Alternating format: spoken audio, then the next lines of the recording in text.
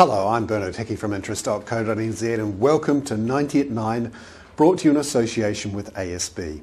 This is our morning briefing where you get everything you need to know in 90 seconds at 9 o'clock, starting now with news from China, where the central bank governor there has called for the replacement of the US dollar as the world's reserve currency. He wants the use of the International Monetary Fund's special drawing rights, which is a basket of currencies.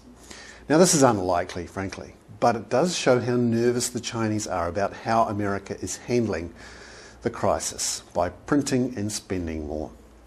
Meanwhile, Timothy Geithner, the head of the US Treasury, and Ben Bernanke, the Federal Reserve Chairman, have told Congress they want wider powers to seize and wind down non-bank financial firms. This is after the debacle they've seen with the wind-up and bailout of AIG. Meanwhile, the US stock market is holding the big gains it made the previous night as it chews over the toxic debt plan. Currently they like it. I have to wonder whether they'll continue to see it that way after a good look. Meanwhile, in the UK, surprise news on inflation. It bounced up to 3.2% in the year to February. This was above expectations. And yet, the Bank of England is printing money hand over fist.